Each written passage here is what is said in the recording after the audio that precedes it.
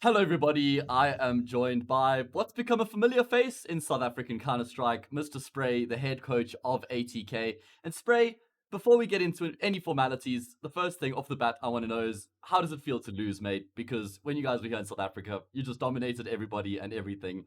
In America, things are a little bit more challenging that side.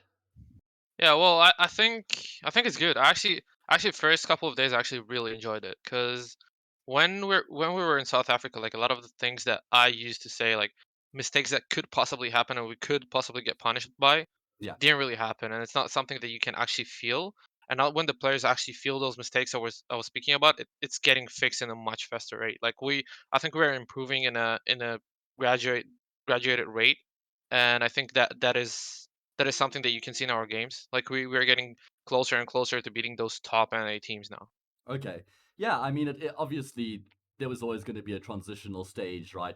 Going from South Africa to America. But we're here to discuss a range of topics. We're going to be talking about your time in America a bit later on, talking about your time with ATK in general, speaking about the South African scene, which, like I said, you've become, you're an honorary South African at this point, Dan. Oh So, yeah, so I know the slangs, eh? yeah, you got it, brew. Well, that's lacquer. Good Yeah, to I know. got it. Yeah, lacquer. Um, Yeah. so Dan, let's talk about how you got involved with South African Counter Strike off the bat. You were approached to join ATK, or either way, I don't know how it went down, but you ended up joining ATK in America, right? Like you worked as an assistant under TC. Is that correct? Yeah. Right after my time in Vexed, which didn't end up good towards the end, but I kind of approached a lot of teams and I wanted to take it to the next step. And back Okay. then they were still in Bravado. Then they joined the Nile. I was still with them. I was right there, like from I think it was 2018, like late 2018, Yeah, like it was. Yeah. Yeah. November-ish. That's when I first like started working with them. And I mean, it was a full South African lineup at the beginning. Yeah. So So coming yeah, through from that Bravado team, you were already in contact with, the players. So once it shifted through Denial and then into ATK, there was always that connection that ended up working out for you to join the team then, I guess. yeah. I mean, I think that me and TC, well, we still speak about everything up until this day. Like, not really in-depth team stuff because obviously we're in different teams and we're competing against each other right now. Sure. But we're really good friends, and I think that we share the same view about the game in a lot of ways. And I think that's why me and him clicked so well at the beginning. Okay. And I think that's why we like everything just snowballed off of that. Okay. And is it something that you always want to do was transition from that analyst role into a head coach position? Well, at the beginning I was a coach, like a full-time head Okay, coach. so it Like actually I wasn't that new for you then. No, like, well, at the beginning, I used to coach teams like LPSP, the Danish squad. I had a stint with Euronix when they were like top 30 in the world. Then I had a long, like 2 year stint with Vexed, Okay. as like a head coach. But then I just wanted that like to reach to the next level, Okay. and that like those guys, the ATK guys, allowed me to do that. Yeah. So I mean, you end up joining a full South African roster. Had you ever actually interacted with the South African before, this esports Not at all. channel? Not at First off, all. I want to say, isn't that like one of the beauties of esports? How it just brings people together from all around the world. You create these relationships and interactions you never would have had otherwise. Yeah, 100%. Like even in my time in Europe, like I've met so many people from different nationalities, and it's just insane that like you can meet someone and become like really good friends with them just off of like online interaction. So that's interesting for me. Yeah, 100%. You learn so much, right? Like, there's the big myth that Yeah, gaming is incredibly antisocial, but little do they know, we might have our headphones on and be alone in our room, but we're interacting with a lot of different people, making good friends. So, yeah. Dan, what sort of were your first impressions of the South African team? Just the personalities, the way that they approach the game, the philosophies in the game as well. Like, was there a stark contrast by the way you saw things and the team when you joined initially? I think that again, me and TC saw really eye to eye. I think well, that was the time with the Dumpster and Black Poison were Yeah. just new to the team as well. But I mean, Johnny's really a really smart guy, and I think like I learned a lot from him. But I'd say like there was no contrast. There was just difference in styles. Like I'm coming from an EU scene Yeah. to like an NA scene and kind of like implementing my visions. where they Sure. didn't really have experience in that, and vice versa. Like they gave me a lot of tools to work on as well. Yeah. So that was a learning experience for both of us. I think it's like Okay. a give and take relationship. I mean, I think it sounds beneficial, really, because you combine two different schools of thought. You take the best aspects from both of them, and you kind of build something unique that's relevant and fits your specific team and project, right? Like, there's always blueprints that you can look to take from team to team, but essentially, you need to apply the strengths of the unique individuals that you have in that team to fit the system that's sort of going to work for that unit, right? Yeah, you just need to adapt. Like every team is individual based. Like obviously you have the general like idea of how you need to practice and how you need Yeah, to spend your hours within the game, but outside of it, it's like it's a whole other philosophy. Like how yeah, to improve it as an individual. For example, the work that me and Mistim has done, like from the beginning, Mistim hasn't been in IGL, and I kind of combined every good uh thing from every IGL I've worked with, like Johnny. I've worked with Quicks. I worked with a lot of IGLs, and I yeah. just combined every good thing that I had into him, and also asked him what he likes to do. So we kind Okay. of just made like something that he feels comfortable, like like the way he calls, the way the team plays, and stuff like that. And I think like that's pretty much the story of every team. You need to Yeah, adapt, and every player that we've changed, we didn't just insert them to the other player's role. We yeah. always we always try to adapt to make the others comfortable all the Yeah, time. exactly. You want people to really be feeling comfortable in the system. But, just going back to talking about South Africans in general, very laid back type of personalities, right? Like easy to get along with. Yeah, I'd say so. I'd say like the only outspoken one back in the day was Black Poison. Obviously, I think everybody knows about that. But other than that, everyone is chilled, and we were having long chats, and even now, like with the current guys, like I'm really happy to call them my friends. Like Yeah. we've known each other. Me and Gareth Mistum have known each other for I think almost 2 years now. Wow. Blaze as well and Fady, I think it's like 5 years now. I'm pretty sure. Yeah, we've had really laid back conversations, and it's always fun to speak to them. Okay. Yeah, I mean, you've had a couple different yeah, you've had interactions with a bunch of different South Africans at this point, so you've gotten pretty used to the South African culture, I think, Yeah, at least the gaming 100%. culture. And so, you know, you then end up working full time with the team. So, what were there any struggles that you had to overcome working with South Africans? Like, were there any, bridge gaps that you had to bridge type of thing? Any, philosophical differences that clashed, or was it quite an easy sort of coalition that you made? Well, at the beginning, like talking about when I first joined the South African squad, I kind of had to adapt to what they like. Okay. Obviously, I came into like an assistant type of role, right? Yeah. I couldn't really I didn't have the final say, but I did have my suggestions obviously. But at the end of the day, like I did most of the analytical work back in the day, and I needed to do stuff that they need in terms to like beat teams and stuff like that. So obviously it was like a learning curve. And I think some of the stuff that I learned I still use. Definitely like some of them like that I currently like I don't know if you saw my tweet, but we are searching for an analyst, and some of the stuff that I want an analyst to do, some of the stuff that I used to do. Yeah. I mean, So just yeah, share the I share think the I learned a workload lot. a little bit. Yeah. Yeah, I mean, we'll talk more about your workload because it's been quite a crazy Yeah. couple months for you. We'll get into that. Let's just carry on talking about the South African scene in general and your time in South Africa. Of course, you guys had an incredibly dominant run. One of the most dominant runs South African Counter Strike has actually ever seen. From ATK, sort of what it started in about June, maybe May 2020, and then just ran throughout the rest of that entire year into 20 or 21 until you guys left the country. It was May. We started in May. May 2020, right? Yeah. Once you guys added Slowy to the team, I think like instead of Makma, that was like Sloy and really Doro. yeah, Slowy and Doru into the mix, and then from there, like things just rocketed, right? Um, Yeah. was it just like the golden formula? What was it that really like set you guys apart so much? Like, how were you guys so goddamn dominant? I know it's a broad question, but like, is there anything you can really pinpoint that on? From the beginning, you speak about for like right off the bat, or do you speak Yeah, about just like like how? it just seemed like from the beginning, you guys. It's not like it took very long to get those results. You really like rocketed from day one Yeah. type of thing. So did it just come down to having that synergy?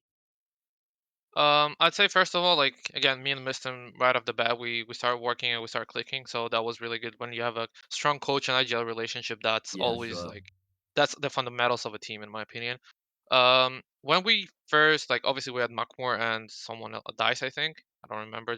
There was just standings because we Yeah. were searching for like the golden formula, as you said. But when we searched for players, I think we kind of took a different route out of like other like South African teams of how they like pick players. I think they pick players off of like individual skill more than not. When I went, like nobody expected us to pick those two players because they were like low tier South African players. Like they were still not up there for Yeah. like against the best teams. Yeah, so like you Um, picked up a Detrony or something like that, to bring into the team. exactly. Yeah. Like for me specifically, I wanted someone that has the same vision as us, the same goals as us, like and is willing to put in the same amount of work as we would Yeah. put right now. Funny, actually, I used And Detrony as an example. Didn't you guys actually yeah. ask Detrony to join you at that time? Yeah, we asked no, we asked elusive. Oh, okay. All right. It was elusive. Okay. Actually, I didn't even approach him because I thought that he didn't play CS back in the time. So Okay. Anyway, sorry, continue. You were saying. yeah, so I think like as soon as you get those down, like those things down, that you get the right personality, the right like amount of dedication into the game that you share as a team, Yeah, and the same vision and goals that you want to have. That's already like a good start base because everyone sure. will strive to do the best that they can every single game. After that specifically, like I think that we just knew how to work, where other South African teams don't really know that. They don't know how to um, spread their workload into like specific things. So like what to do in theory, how to do it properly, how to execute it in scrims, and then how to like transfer that into officials. Yeah, right. It's like it comes down to time management, how you use your time. But as you say, there needs to be a process of how you're going to build your team up, right, from level to Yeah. level. And there's so many different aspects that you need to consider. As you say, it's not like you can just play scrims. There are, so many different layers that really come into it. And I guess you guys, it just seemed like you had that common understanding of how the team was going to be moving forward, which I guess made it easier for you. Another big thing with this APK team was that there were no egos in the mix as well, right? Like there was nobody was like super aggressive or anything like that. If anything started going wrong, nobody really like call somebody out if they made a stupid play. There was freedom for everybody in that team, right? Like if they sort of identified a moment in a game without even like, even if it goes against like the general call at that time, they still had that like freedom to just make that snap decision. Maybe it didn't work out, just say sorry lads, into the next round it goes. So like that still kind of lingers into the rest of the half type of thing. And I think that was also like a really big positive for ATK, right? Yeah, I think that within the team we knew the roles, we knew who had the final say, and we knew like the structure of who has the bigger voice in the team. So that's like that was that. Like nobody felt like they're being discriminated in a way. I think everybody agreed with that. And within the game, like as you said, like we did have our strats and we were really structured to a South African team. But anyone that saw a gap within the game, we were more than happy to give it to him because this is what Counter Strike is about.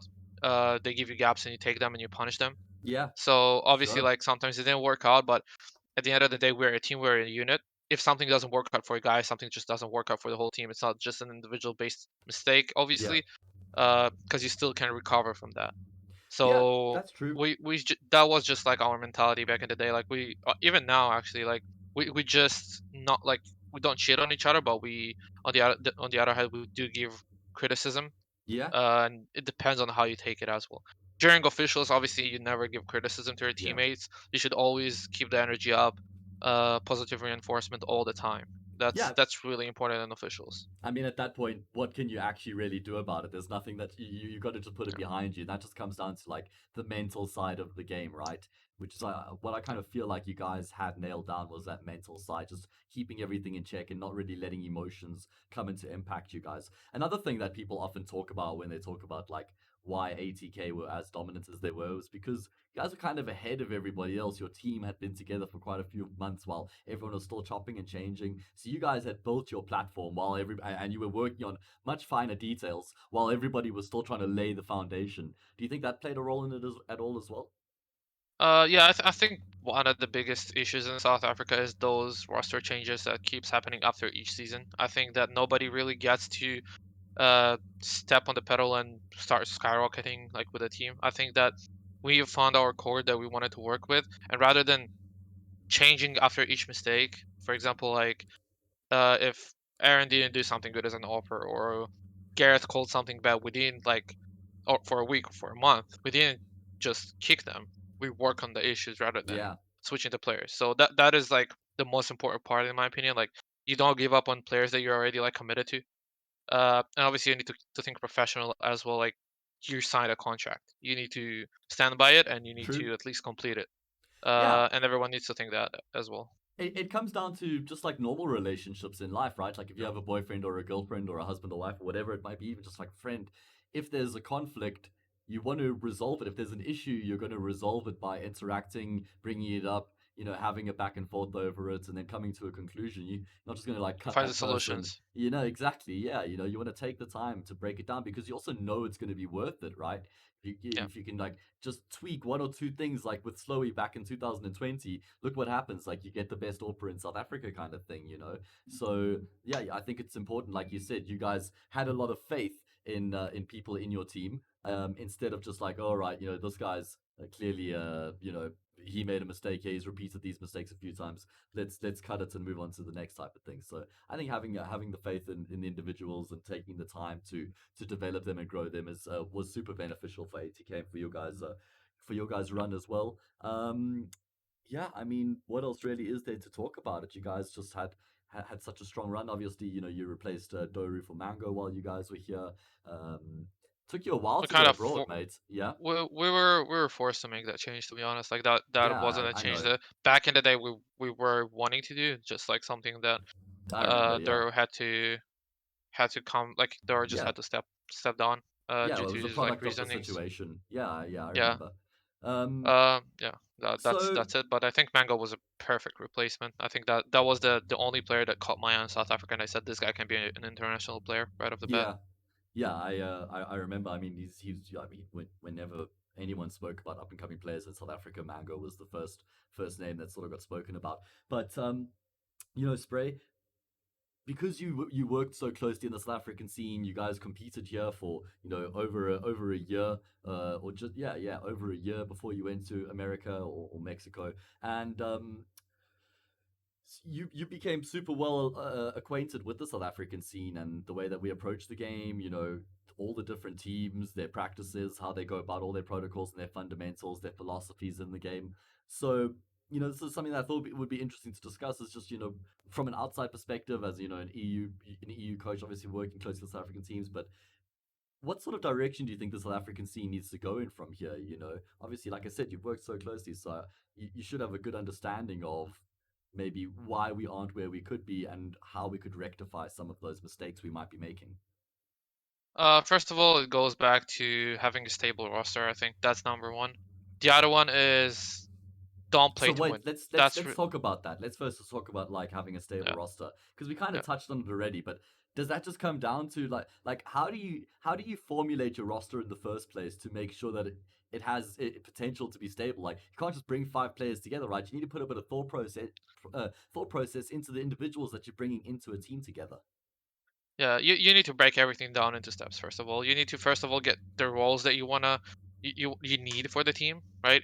And then you need to speak to different individuals and see, as I said, like, do they have the same vision as you? Do they have the same goals as you? Do they want to dedicate themselves to the game the same amount as you want? Like, is everything in general something that like replicates you as a player in a way? Yeah, That's like number one. Like, everyone needs to work as a unit, and yeah. in order to work as a unit, you need to have the same state of mind in a way within the game. Yeah, it's like the classic shocks description where five fingers on one hand type of thing, right? Like we need to all be one unit under one Exactly. school of thought. So yeah, I totally get that. Okay, so it's really important to just try and keep your unit together. For the parents have to stay together for the kids. Work out your issues. It's going to be worth it, and stop chopping and changing. That's been a problem in South African Counter Strike for a very long Yeah. time. Okay, so what's your next point? After that. I want to bust one myth because I Okay. think ever since I joined the ATK in South Africa, Yeah. like the ATK that we had here, everyone started thinking about international coaches. and everybody thought I was a big difference. I was a big difference because I knew how to manage the workload that we had. Yeah, Uh, but at the same time, there are a lot of articles and a lot of tools online that you can read and learn on how other teams approach the game, and just little things that you can take out of each team.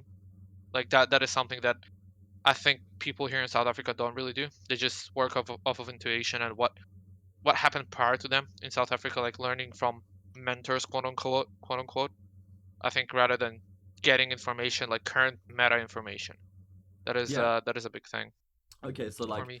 drawing on, the things that international teams are bringing to the table and the way that they're approaching the game. Maybe we get stuck in the South African bubble a little bit too much, watching Yeah. demos of teams around us in our scene, and Oh, I maybe forgot not about that one. watching demos. No, watching demos about like the time that I think I spoke to, I don't remember who was that. Like someone spoke to me and he was like, "Yeah, I've been watching your guys' demos," and I'm like, "Why? We're not any like Nip or Astralis or Mouse Sports. Why Yeah. would you watch our demos? Why don't you watch like a higher tier demos and try to get the protocols down? Why would you watch a top South African team who never competed against international teams?" Well, I mean, I think there's definitely some merit for watching your guys' demos if they're going to play against, to do Yeah, preparation. But I agree, I'm talking if you're about trying like to learn, learning wise. yeah, Yeah, yeah, I agree with you at that point. It's like you're watching a top team in South Africa when you could be watching a top team in the world type of thing. So yeah, I tend to agree with you there as well. And I think, yeah, maybe it just gets us stuck in a bit of a bubble, um, in terms of the way that we approach the game as well. Sort of get stuck in our own systems type of thing instead of bringing fresh things from the international scene. Top teams are always looking at whoever's winning the most and watching their demos and cherry picking things that the team is doing and then maybe altering it slightly to fit their approach to the game and their philosophy. But it's definitely something you listen to interviews with, well, excuse me, all the top IGLs and all the top captains and coaches and all the rest, and that's one of the main approaches to keeping up to date and trying to actually get one up on your opponents, right? yeah. I'm also constantly watching the tier two and three CS as well. Like I'm trying to get ideas from all Okay, across the tiers, kind of like obviously there are stuff that works for tier one, there are stuff that works for tier two, and sure. you kind of need to see where you stand as well and what things could work for you right now and not in the future. Obviously, That's there are true. some protocols and some things that you can take from it, but tier one is just mainly as of like getting better as a unit, Yeah, and the actual strats come from like a lower tier teams. That's at least for me. Obviously, we still have a lot of strats that we take from pro teams, but yeah, we tweak them into our best kind of ability to win the round with. Like we don't feel comfortable doing it right now because there's a lot of factors going into it. You need to yeah. think about the experience factor. People have lived through that situation probably 10,000 more times than we have, Exactly. and the outcome would be different each time. Yeah, I completely agree with you. I think I kind of want to go back on a point now that you mentioned that because you can watch tier one demos and you can try and pick things up from them as you watch the demo itself. But like, if you don't have that tier one approach to the game already, you're not going to be able to emulate the things that they do. So you can't just try and like carbon copy something that you see Navi doing. It's like, okay, guys, here in our ESCA intermediate game, let's pull this out the Simple, bag go type of kill. thing. Yeah, exactly. So, yeah, it's important to also, like you say, watch some maybe tier two, tier three demos as well, because that might be a little bit more relative and relevant to the teams in South Africa. Anyway, I think there's so much talent in those stages of the competition as well. I've been casting a bunch of those 100%. teams, and I'm just always blown away, bro. Like, it is just ridiculous the level of All talent the that is academy teams are submerged. just Man, like look at they're Bit for nuts. example. Like, how is he just burst onto the scene like top roster change of the year? No Look doubt. at Monesi as well. Monesi has Yeah, been doing some work he's right down locked there. in Navi Junior jail right now as it stands. But Yeah, anyway, this is a podcast focused more on you and ATK, so we yeah, won't drift too far off of topic. Okay, Dan. yeah. So um, let's talk a little bit about watching demos because now I feel like this is something that South Africans generally we just want to click fucking heads, man. Like we just love aiming and Yeah, fucking people in the server. it's But fun. it's fun and it It's fun. looks sick as well. It's And when fun. you go back and you watch yourself on the VOD and you hear that crazy caster Hayes like saying really nice things about you, then you feel good, right? You know, Yeah. Hayes doesn't praise support players, so no one wants to be the guy doing all the shitty work, right? No, jokes aside, um, there's a lot more to your game than just shooting 500 bots a day. That's only going to get you so far. So, talking specifically about watching demos, which I think is incredibly underrated in South African Counter Strike, there's only a handful of players I know that do it incredibly regularly. You know, Nick, ADM, couple players that come to mind off the bat, but there's a few others as well. But what do you think is the most key element of demo watching? What does it really come down to for an individual? First of all, like in terms of adding it into your routine, I think every CS player should start having a healthy routine. That includes warming up, like doing your DMs, your aimbots, whatever you want to do, and you need to include demos within it as well. And you need to make it consistent in order to stay consistent. That's the most important thing. You hear Simple talking about the device, talking about that. You all the top players talk about being consistent in your routine. That makes you consistent as a player. When you watch a demo, you always like Elish had a 20-minute long video on it, but you always need to have a certain goal as an individual. Like when you watch individual demos, you need to understand, okay, that's what I was doing bad in scrims. I need to get better at rotations, for example. You watch a demo on rotations. T-side lurking. You watch on T-side lurking, you watch the timings. You just get specific with the demo, and off of that, you kind of just focus on that on like 2 to 3 demos. That shouldn't take more than 45 minutes doing like 3 demos because you're focused on 2 or 1 or 3 specific things that you always take out from the demo and not Okay. just generally watching like, okay, this was a nice position, that was a nice utility user, that was something cool that I've seen. No, you actually need to get into the finer details when you watch those type of stuff. Otherwise, like if you just throw a demo on, it's like, hey, this is me watching my demo now.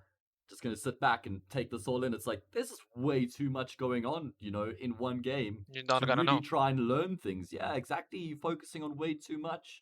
It's like you go into a classroom and there's the big whiteboard and there's just equations and information. As I hit my You're light, like, what is all this? over What the is yeah, this? all over the board. It's like where do I even focus? What am I? And you just isolate one part of the board. You just focus on that the entire time. You can actually specialize in that, grow, learn, develop. Then you move on. You isolate something else, and you constantly just checking all your boxes. So yeah, I think those are some important points that you make as well. Like having a goal when it comes to watching demos. I feel like is the most important aspect. You know, what do you want to take away from this experience? Even Anything else I to have add it. to Like that? when Yeah. when I watch demos, like specifically, I always have a goal. Right, for example, like we need something as a team, I'm gonna get that.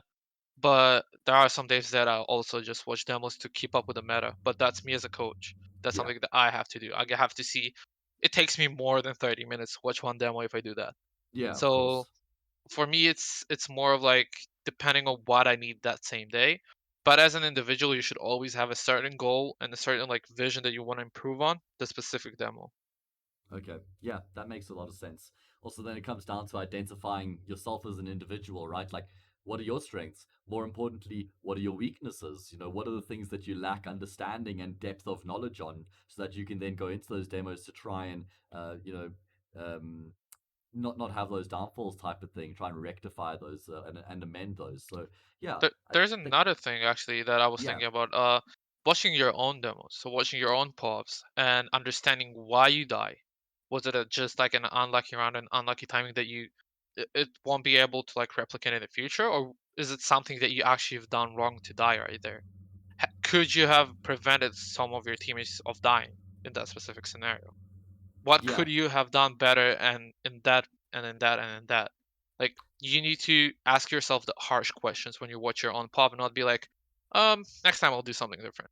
yeah. No, you have to be your harshest critic and your own biggest fan as well. Like you need to be on both sides of the spectrum. Otherwise, if you're just on one, if you're just your own harshest critic the entire time, like you're just gonna get stuck in this like negative mindset. I see people like with that mindset all the time. South Africa, it's like this victim mentality of like, oh, this and that. Just your harshest critic, always upset with yourself. But on the other side, if you're never critical enough of yourself, then you're never really gonna identify weaknesses and things that you need to develop, right? So I think you need to be on Yeah, really both sides of that.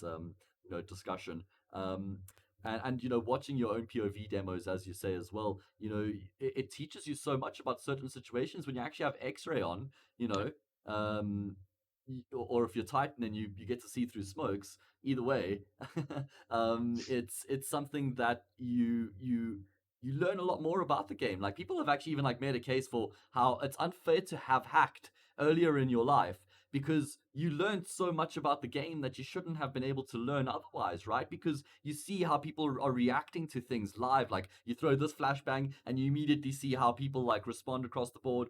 So watching your own POV demos, with the X-ray on and all the rest, like you can learn so much from that. yeah. I Yeah, think that that is a key thing for a player to start doing. yeah, I think South Africa lacks that, and there are a lot of things that we can just go down a list of like what South yeah. African players can start doing better.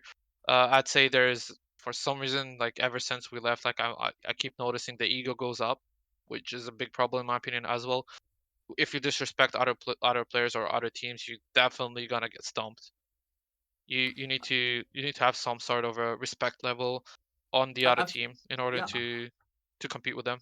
I feel like even when you guys were like just ridiculously dominant and you sort of just destroyed everybody, there was never really any element of like disrespect that came in. You guys always still actually were like pretty respectful of all your opponents, type of thing. So I think you set a good example in that regard. But I think in South Africa, again, like people are so caught up in being the best in South Africa. And it's like, what does it even really mean to be the best in South Exactly. Africa? You need to Like aspire look at for so us. much. You need to aspire for so much more than that. Yeah, exactly. So I don't Look know. at us. We have been the best in South Africa for like a year and a half, right? Something like that. We went aboard and we got destroyed our first game against a team that we shouldn't have lost to, Yeah. and that just shows you like that it actually didn't mean anything. And we were the best in South Africa for so long, and we went and played against Godset, and what happened? Yeah, Like those are the things that people should be looking at. yeah, Like hundred being percent. the best in South Africa is nothing. It's nothing. Like Yeah, up, like when you breach that gap and you go outside of South Africa, that's something that you can actually aspire to. that's an If we were achievement, the right? best in NA, that's something else. Because also the bar's been set. Like we've had teams go overseas, like Bravado would stayed in America. They was actually very, very successful. The DreamHack Open Winter in Sweden in Yeah, 2018, where they placed second after losing to Ents in the final, I think it was. We've had teams who have achieved really good things. The bar's set. Like being the best in South Africa, that just doesn't cut it anymore. Like you don't get no, to have an ego for not at being the all. best in South Africa. So Not yeah, at all. I completely agree with you on that one. I think it hampers growth a lot, Spray, because you become complacent and content, right? You're like, oh, we're the best. Like, what else is there to carry on working on? What else is there to achieve? Sometimes it can be tough as a South African though to also try and like see the positives because it's not like we have like land qualifiers for international events and stuff like that. So Not yet. sometimes not yet, but like sometimes being the best in South Africa is all you can really strive for. It's not like an org like DNMK or Goliath have got aspirations to send their team overseas or something like that. So being the Who best in South knows? Africa is, well, I mean, right Who now as knows? it stands, like Yeah, the ultimate goal is like okay, being the best in the country. So there definitely has to be some pride that comes along with that as well. Like you can't take away exactly. from But that. but I think like if you're a player or a team that aspires to go to like to play overseas, like we did, for example, you don't just join an org like the NMK and Goliath and be fine with being a okay number one overall South African team. You aspire to be as dominant as we were for so long and show your org that you can do something, and then the org will actually think about sending you overseas. You need to Fair enough. you need to Warrant carve it. your own way into that Yeah, type of thing. yeah, that's If fair it's your enough. goal, you need to start working on it now and not later. Yeah, I think it's yeah again like that common ground as a team, what you guys want to actually achieve. So okay, let's pivot. We've just been having the general theme of the discussion here Yeah, is what you think South African players sort of maybe could consider working on to develop themselves further. We spoke about sticking together as a team, rather trying to work through issues than changing players. And I think we've got better at that in South Africa. You Yeah, look at DNMK; they've been a sound roster for a while now, looking pretty settled, looking strong there. You see Bravado, of course, definitely left there recently, but that's not so much like a roster shuffle. That's more like he yeah. just wanted to leave the team and not be Do his so own focused on thing. Counter Strike, do his own thing. Goliath Gaming, obviously an overhaul of the roster there. So I guess there's a few teams who are shuffling about, but I feel like we are getting better at the consistency. But just to carry on, then we spoke about demo watching and how important it is to stay on top of watching demos yourself and opponents, local, your competition as well as international. So there's a variety of demo watching. There's layers to that as well. And then it comes down to also like making sure you keep your ego in check to make sure you don't get complacent. Anything else that you want to add to that list as well? 100%. Again, there is a big list, but something that's also really important is how you scrim. So a lot of Okay. players, a lot of teams, just go into scrims to play the game and win. They don't change anything between the scrim and the official. Why we were so dominant is because we scrimmed with a certain goal as a team of practicing like one or two steps or three steps that we want to improve on, Okay. and we just heavy focus on those things in the scrims, and we started building something as a team. So each day we will do something different in a scrim because we want to focus on and perfect those specific things in scrims, right? The Yeah. scrims are to practice. We Again, practice it comes down specific to things that we having want to goals. practice. Exactly. And then when the official comes around and we do a scrim before an official, we put everything together and it's just like a whole like little notes that like turn into a paper, Yeah. and we put everything into like the bigger picture. And then when the team plays us, they're like, okay, they weren't doing that in scrims, and they try to anti-shot us in scrims. So the most important part is also having those goals and practicing those little stuff in scrims. Using scrims to practice and not scrims to play or scrims to prove yourself to be a better player or to be the best team. Yeah, I couldn't agree with you more. I think that is a bit of a plague, maybe. I think I think the top teams in South Africa, I would say, have completely become acquainted with that. Um, at least to my knowledge. But I'd say, going down the ranks in the South African scene from maybe the fifth team down, maybe even more than that. I'm not sure, but like, it definitely is a symptom of something like a bit of a problem, and it really does come down to ultimately you know, having a goal, like I said, same as demo watching, knowing what you want to achieve in your scrum, going into a map and saying, okay, the score here, the score does not matter. Ultimately, the score doesn't matter at all.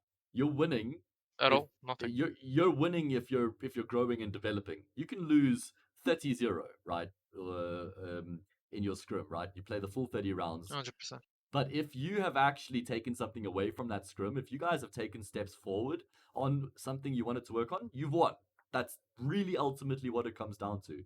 Um, I think what it might come down to as well, Spray, is competition in South Africa. I think it might be because we're so competitive. The teams play against each other so frequently. There's so much, inter matchup competition and inter player matchup and inter orgs that everyone just wants to win, mate. Like they want to beat each other. They want to prove that they're better. They're the better player. They're the better team. They've made the better decisions. And also, when it comes to playing the officials, it's like, oh, we've been fucking these guys up in scrims, so we're Oh, gonna we're gonna fuck them up in the official now as well. But that's a main that talking point. yeah, And it's like take the NA for an example. It's not as small as the South African scene in terms of the level differences, right?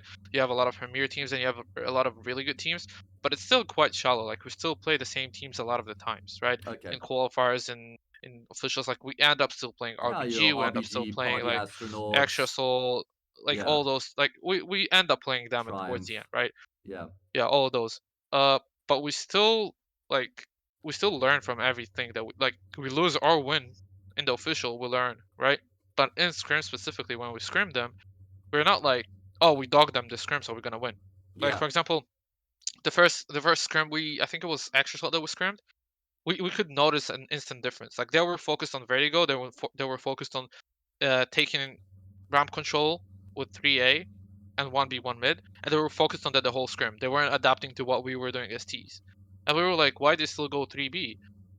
3A, sorry. And then like I just told them, okay, so they were practicing going 3A and taking that because yeah, they felt bad at it probably. And yeah, that's something that we like took away from that. That's something that in South Africa didn't really happen. Like if they were losing against us, right? They were practicing those 3A, they were losing against us, they will try to adapt. yeah. Where we dogged the extra shoulder scream. I think it was like an 11-4, but those 4 rounds that they won and those 11 rounds that they lost, they learned a lot on how to take round, for example. Exactly. Yeah. And then you play them in the And the official. score does. The, I remember you guys yeah, the actually score played doesn't them really on matter. Vertigo. Yeah, the score doesn't matter. You actually played them in that official on Vertigo for Yeah, the and they dogged us. So yeah, IEM Full I mean, or DreamHack yeah, Open. I am full. I am full, yeah, yeah. But yeah, it's such an important aspect, man. Yeah. Because at that point as well, like you're imagine how much more conducive your scrims can be when it's just it's like a practice. So it's really like you go to like a sports practice where everybody can fuck up and you can make a few mistakes and you can still actually just draw things back and be like, yeah, okay, let's work on this, let's try that, let's do that. There should be no emotion, there should be no frustration, coming into that. It should really just be like an open playing field sandbox kind of thing where you want to work on specific things. So yeah, There should be like a specific mindset that you go into scrims with. Like I was always telling the guys like when we are in the server, it's strictly business. Nobody yeah, is like trying to hurt anybody's feelings, thanks, and we Adam. all try to improve as a team. When we're outside of the servers, we can be the best friends. Yeah, That yeah, 100%. that's the mentality that you should have. Yeah, exactly. You've got to be lethal, mate. When you get into the server, you got to be brutal. Yeah. You can't hold back. Okay, Dan. So this list is growing now. I mean, still got some other topics we're going to Yeah. talk about. So why don't you, Yeah. why don't you add to it, to summarize it? You got anything else that you want to mention?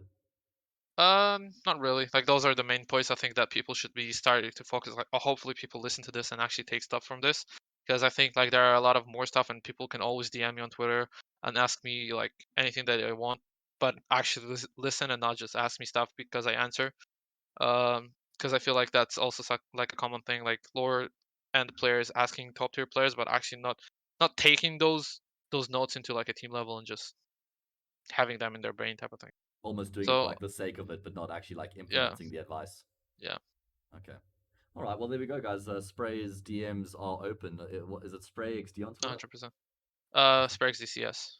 Okay, well there we go. So guys, go slide into Spray's DMs. I think he's single as well, 100%. so And ready to mingle. yeah, there's all the opportunities to chat to Dad.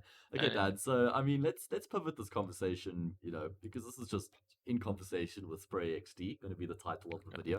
video. It's not just particularly about talking about the South African scene and a bunch of the pitfalls. Is there anything before we pivot away from that? Is there anything like really positive that you like about the South African scene that maybe you didn't notice in international scenes either? Just something that were quite unique in a positive fashion. I think that there are a lot of good friendships. Like that, I'll say that there are a lot of like people that actually care for each other, and while they're still in different teams, I'd say that that is like a number one thing for me.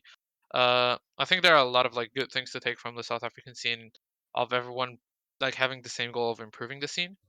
But a lot of the steps are just missing, and I think like some of the steps that we just covered will help players, teams, and organizations, and even tournament organizers to take into the next level, in my opinion.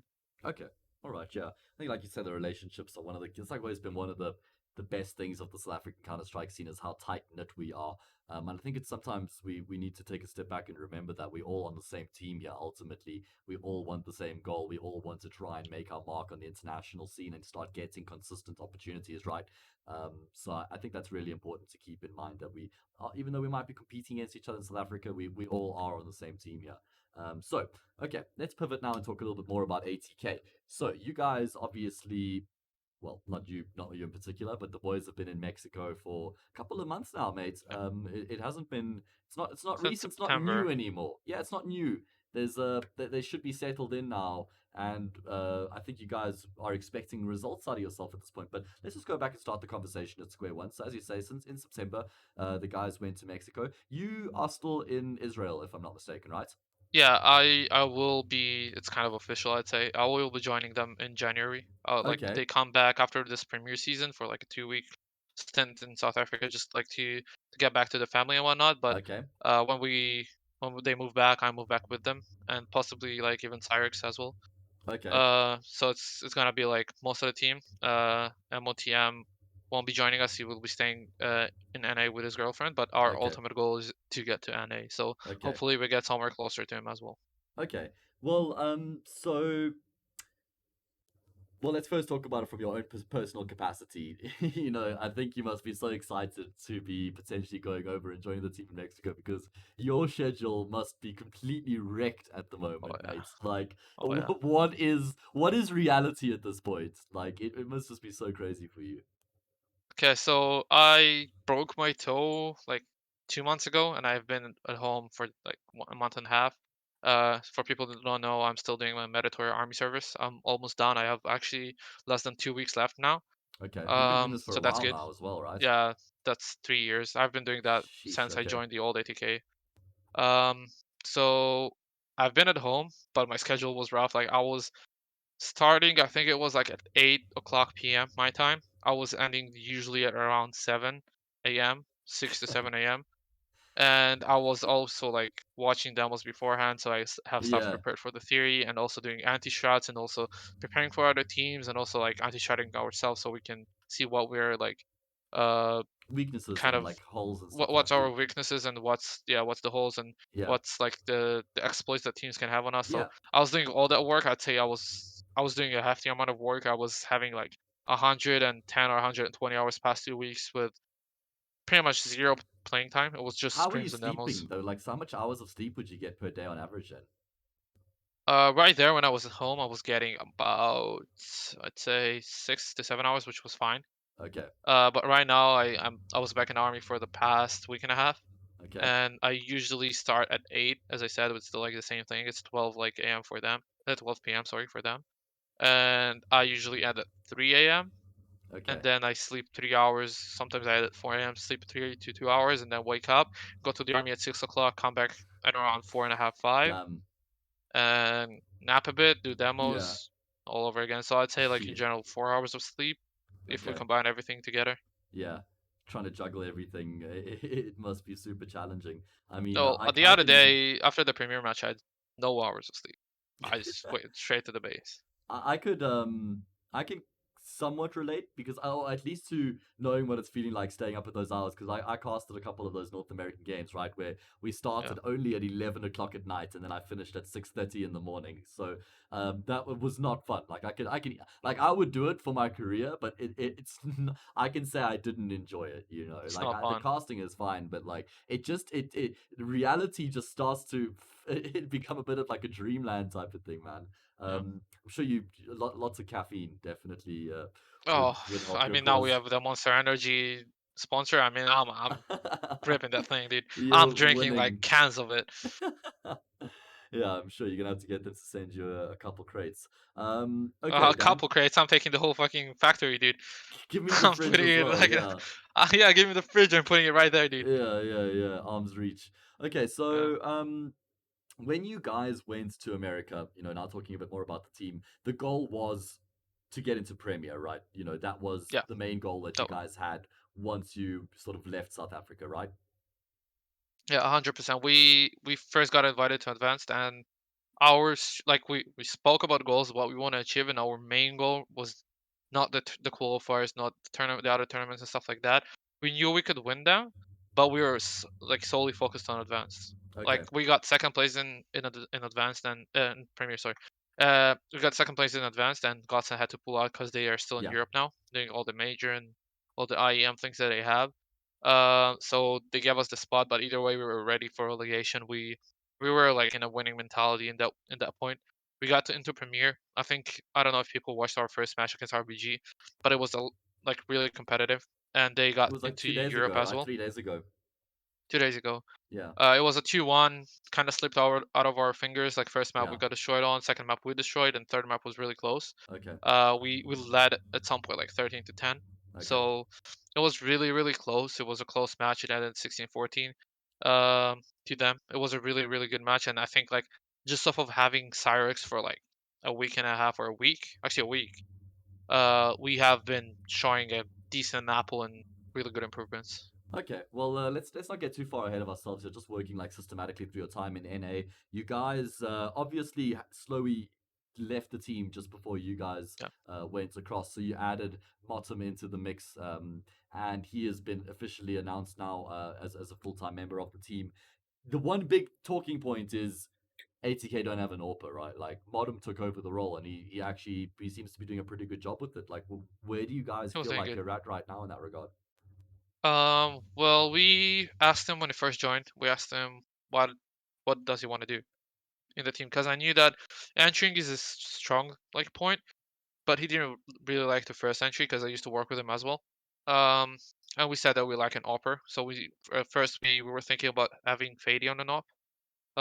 But he said that he really enjoyed opping back in the day, and he would like to give it a formal try.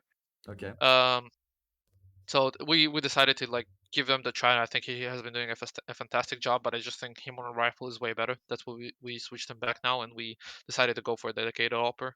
I think Okay. that's the main reason. Yeah. So I'm obviously more talking about like once you guys had gotten to America and Blaze was still a part of the team, and that was sort Yeah, of like he wanted to take the op. yeah. Okay. So all right. So now let's you guys end up competing in America. Your results actually tend to they're actually getting better and better the more time you guys spent there. Was it Pretty quickly, as well, was I'd it? say. But was it a bit of a shock that maybe you guys weren't at the level that you expected to be once you initially started to compete there? Not at all. I say not for me, not at all. Okay. First of all, we lost Slowy, who was a big part of our team. Yeah, I'd sure. say voice wise. Um, I'd say like that was like a major hit for us. But Yeah. either way, like we knew that we were gonna get dogged at the beginning. We were gonna get wrecked. So we were prepared for this, and we were prepared to learn from this. First game, I think it was Infinity that we lost to on Yeah. Mirage. We were kind of like fine with it because it was like first jitters.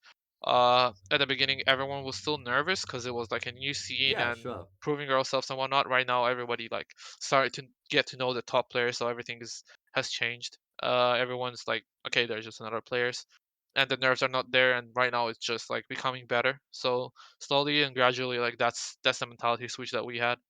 Okay. Yeah, just start seeing yourself as a part of the scene as well, type of thing. Yeah, Okay. And then you guys actually, yeah, get some decent results. I mean, you made it into the closed qualifier of IEM4, right? Like that was also a decent yeah, achievement for you guys. You made it to the and closed GMAC. qualifier for DreamHack Open September, which was Yeah, a big achievement as well. So you guys had some decent results off the bat. and made it through Obviously, IEM as well.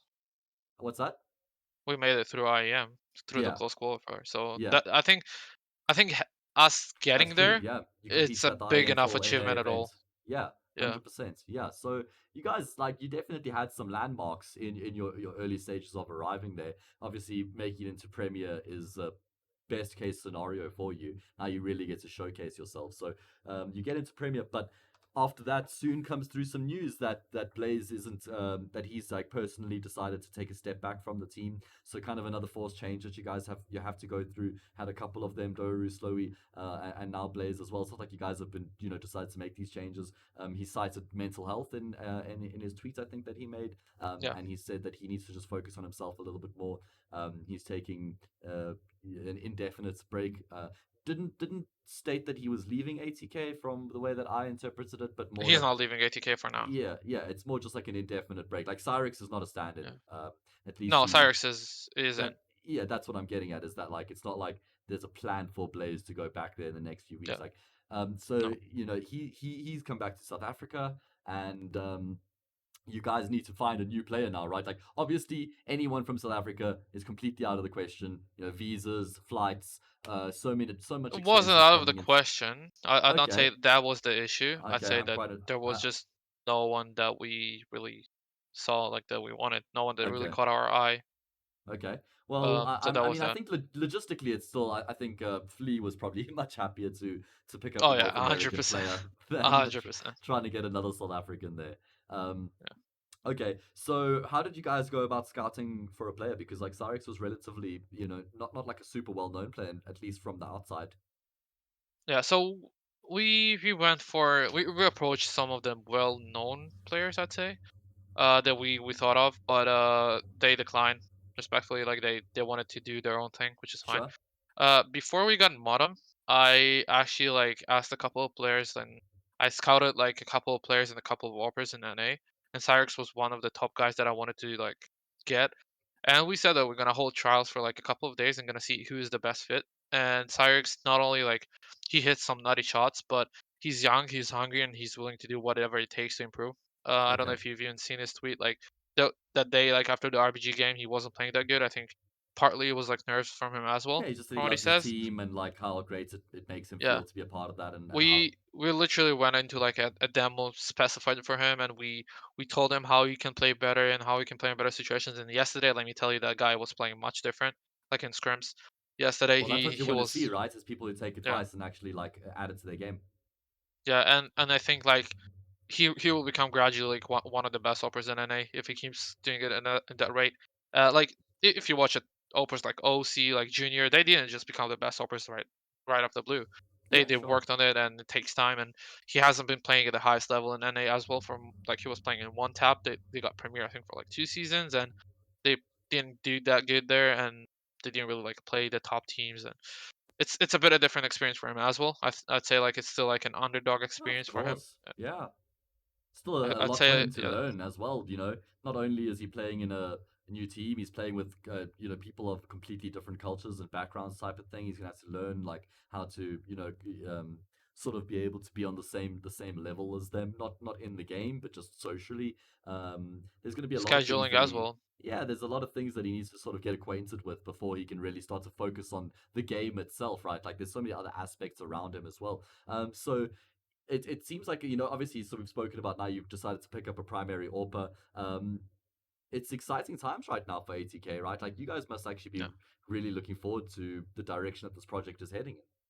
Yeah, I think right now we all feel really confident in our team. Like Because the everything jitters are just all gone now. clicked. Now it's like we're here to Yeah. stay. Like this is an amazing. It's also because initially it was like you guys were going to be there for like 2 or 3 months, but kind of seems like Yeah. things are just We're here to carrying on stay. now. That's Because I remember 100%. Gareth actually tweeted like I think someone asked him or whatever, and he was just like, "Yeah, so the plan is to be here for 2 to 3 months, but then we're going to see how it goes." But now you sort of suggesting that you guys are going to be staying there for a longer period, which I think is great. Yeah, we want to compete here. We want to get to pro league. We want to start winning everything and I think right now the direction where this team goes, how everything clicks and how everything fell into place in terms of roles and in terms Yeah. of how the team feels like chemistry wise, I think everything is just on point. I think that now MOTM going back from that opt into a rifle, I think his voice is louder in the team. That's something we needed. I Okay. think Cyrex as well. Cyrex is he doesn't really have that big of a voice in terms of plays, but he is always positive, and you can always hear his voice and count on it, like to bring the mood up and stuff like that. That we were Got you. lacking as well. Yeah. Then we have everyone like everyone complements each other in this roster, and everyone is excited to come here every single day and start practicing. So that Okay. is like a key thing for Yeah. a team, obviously, in my opinion. The motivation is there. Yeah. Awesome. Okay, Dan. Well, yeah, we've kind of covered most of the bases that I wanted to discuss coming into this chat with you. Is there anything that you still had on your mind that you wanted to talk about? For me, not really. Like in general, I just wanted to kind of like have a chat, uh, let know, let everyone know that what the direction that we're going at and things Yeah, that I learned from the South African scene. I think like we covered a lot of it. yeah. Uh, I think that we right now we put a lot of time and we have some tournaments coming up. We have a qualifier. We have the Cash Cup where we will be playing on Sunday. Breaking news, Okay, I guess. We got invited to the semifinals, so we'll be okay, playing awesome. on Sunday. I think it will be like 10 or 11 South African time. The first Is best of it three. is wait? Are you talking about tomorrow, Sunday, or Yeah, next week? tomorrow. Oh Tomorrow. well, this video will probably only be out after then anyway. So, Okay. uh, Yeah. I think So people yeah. already see that. Yeah. So So yeah. we have a lot of things coming up, a lot of exciting things, and I just want to thank all the South African supporters because I've seen them in chat and I've Oh always yeah. constantly like see them supporting us even though like the hours are rough and I know that. Uh, we really appreciate it as a team. We all see that and we really appreciate that. Yeah, I could imagine it definitely helps just keep you guys motivated, knowing that although you're on the other side of the world, like the entire scene is still behind you and giving you that energy and that support, right? Yeah, 100%. That's something that we're really thankful for. We don't take that for granted. Like we wouldn't expect Awesome. anyone to stay up for that late. Yeah, people love seeing you guys compete. Dan, it's been a pleasure, man. Thank you so much for joining me. Yeah, Thank you. sorry that it took so long for us to make this happen, but we're here. We had a great chat, and that's what matters. So yeah, I'm sure we'll Exactly. have another sit down again sometime soon. Do a 2.0, discuss 100%. things 6 months from now once you guys have made pro league and you've upset Liquid, made them disband. You guys have joined. Who knows? Cloud9, no, ATK all the way obviously, but yeah. All of it. That, Yeah, thanks, 100%. thanks for the chat spray, and yeah, Alright, I hope no that you problem. guys enjoyed. Thank you, Matt. All right. Cheers, guys.